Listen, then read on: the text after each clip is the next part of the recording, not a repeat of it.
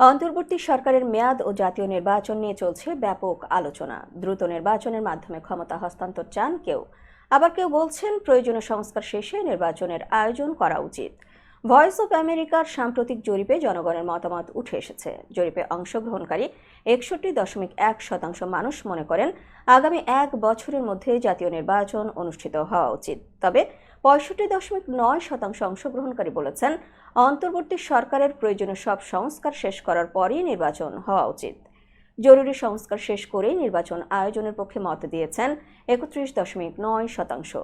অন্যান্য মতামতের মধ্যে 18.7% চান 2 থেকে 3 বছরের মধ্যে নির্বাচন, 8.6% চান 18 মাসের মধ্যে এবং 5.8% 4 বছর বা তার বেশি সময় পরে নির্বাচন চান।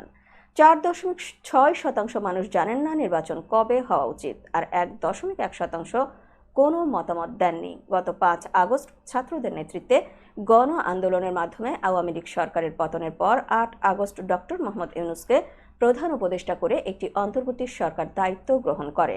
এই সরকারের কার্যক্রম নিয়ে জনগণের ভাবনা জানতে ভয়েস অব আমেরিকা অক্টোবরের 13 থেকে 27 তারিখে 8টি বিভাগে 1000 মানুষের উপর জরিপ চালায়।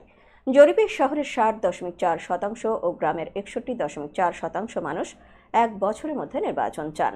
পুরুষদের 57.3% ও নারীদের 65% একই মত দিয়েছেন। এ থেকে স্পষ্ট জনগণ দ্রুত নির্বাচন চান, তবে স্বচ্ছ প্রক্রিয়া ও প্রয়োজনীয় সংস্কার নিশ্চিত করা তাদের প্রধান দাবি।